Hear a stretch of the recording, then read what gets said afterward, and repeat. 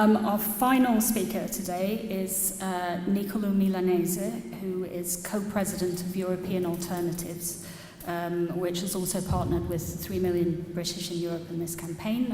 It's a non-profit organisation to promote a more democratic Europe and works cross-culturally. So, welcome.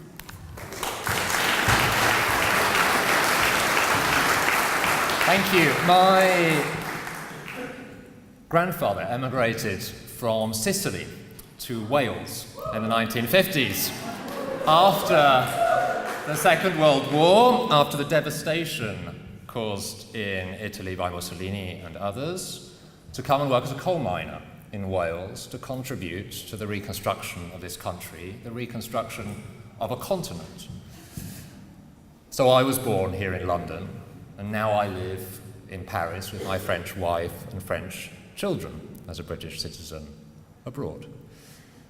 And I tell you that to explain that I feel what is going on today very keenly, and also to tell you that, aware of my family history, I measure my words very carefully when I say that taking away citizens' rights is a despotic thing to do.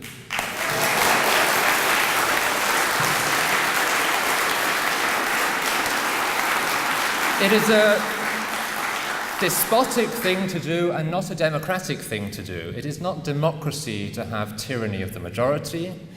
It is not democracy to have the unaccountable decision of a minister or of a technocrat. And don't let anybody tell you that taking away citizens' rights is about respecting a democratic result. This is a totally outrageous argument.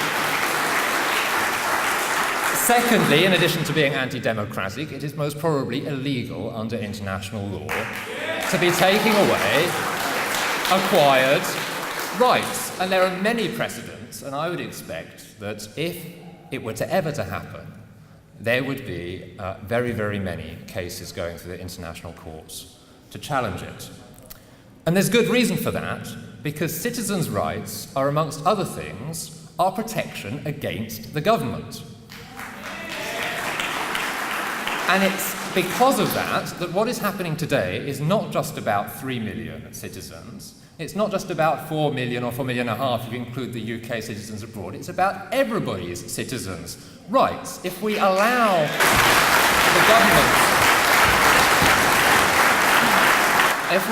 the governments to take away rights without accountability, without justification, rights which should only be at best suspended in the most grave national circumstances, which we do not have, if we allow the government to take away these rights, we are undermining everybody's rights to citizenship.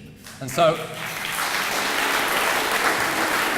I think we should use that as our main argument, reaching out to the many, many others in this country who ought to be concerned about their own rights, but may have voted in a different way in the referendum, that they're also undermining their own citizens' rights. I don't want to take any more time. I want simply to point out that we are talking about everybody's rights here, and we have to bear in mind that those who experience first the discrimination and the taking away of rights throughout history and today are the most vulnerable groups in society. If we look at people who are being accused of being homeless, may or may not be homeless, already facing much greater deportation measures. We look at Roma and Gypsy communities in this country already facing deportation. And so this is something that is happening now. It's happening to parts of the 3 million and to wider groups of people as well. And as others have said before, today is the day that we have to say, stop,